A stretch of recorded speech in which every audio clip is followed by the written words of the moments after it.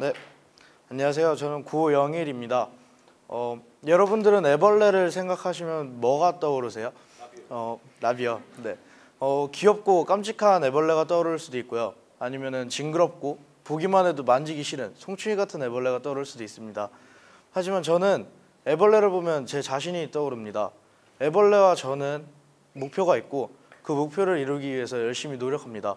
애벌레는 성충이 되기 위해서 나뭇잎을 많이 먹고 또 위험, 적들로부터 자신을 보호하기 위해서 열심히 노력합니다. 그리고 나서 때가 되면 번데기가 될 준비를 하죠.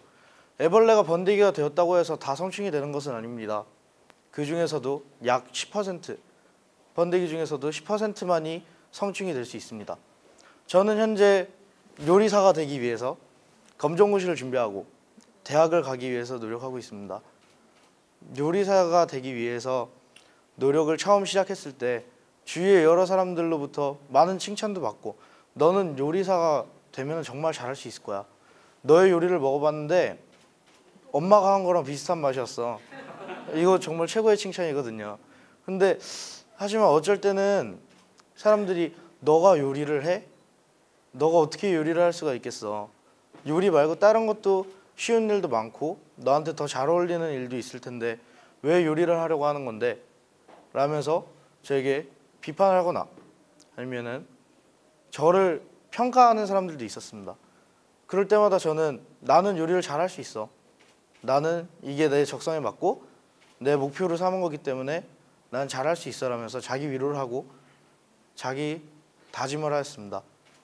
그렇게 다짐을 하는 게 애벌레가 적들로부터 천적으로부터 자기 자신을 지키는 모습과 비슷한 것 같습니다. 저는 속초에 있는 일반 중학교를 나왔습니다. 다른 학생들과 다를 바 없이 평범한 수준의 공부와 평범한 학교 생활을 3년 동안 마치고 일반 학교와 대안학교 선택길 두 가지의 선택길 중에 머무르게 됩니다. 저는 그때 대안학교를 선택했어요.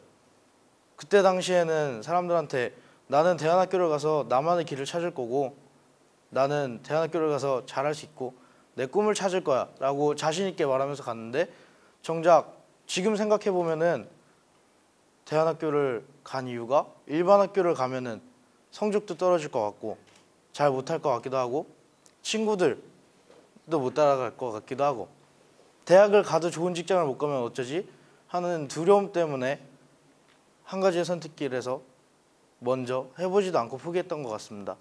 그것이 저의 인생에서 뭐 19년 정도밖에 안 살았지만 한 가지의 중요한 포기점이 있습니다. 시발점이라고 할 수도 있을 것 같고요. 저는 필리핀 간디학교라는 대안학교로 들어갔습니다. 필리핀 간디학교에서 1학년 1학기 동안은 정말 행복했어요.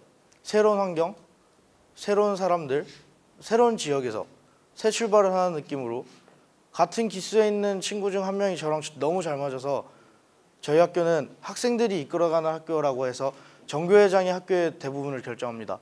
그래서 저는 그 친구와 함께 전교회장을 준비했죠. 하지만 1학년 2학기 때 그 친구는 미국으로 교환학생을 가게 되었고 2학년 1학기 때 저는 러닝메이트가 없어서 전교회장을 하지 못하게 됐어요.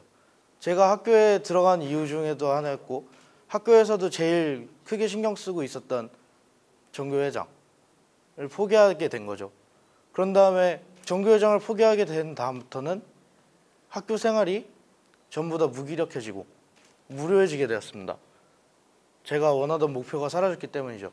저는 그때 목표를 이루지 못한 거는 상관이 없지만 누군가 타인에 의해서나 아니면 제가 열심히 노력을 안 했을 때 목표를 이루지 못한다는 게 얼마나 가슴 아픈 일인지 알게 된 것 같습니다. 그게 제가 생각하는 저의 인생에서의 두 번째 중요한 포기입니다. 저는 지금 현재 다시 애벌레로 돌아가서 애벌레는 10%가 되지 못하는 90%는 어떻게 될까요? 아마 새한테 잡아먹혀서 죽거나 아니면 겨울에 얼어서 죽거나 말라서 죽거나 안에 곰팡이가 펴서 죽겠죠.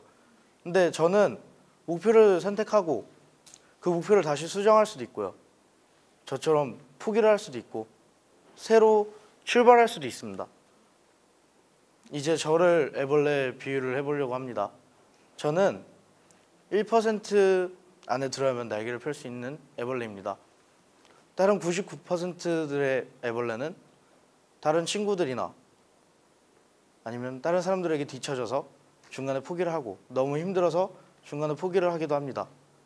하지만 저는 이번에는 포기를 하지 않으려고 합니다.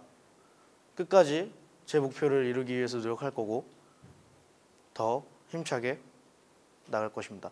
애벌레는 시기를 잘못 잡으면 일주일에서 3달까지 정말 길게 시기가 늦춰질 때가 있는데요. 저는 지금 제가 시기를 잘못 잡았다고 생각하지 않습니다. 만약에 시기를 잘못 잡았다고 하더라도 저는 끝까지 노력하려고 할 겁니다. 저는 나비입니다. 저는 나비의 애벌레입니다.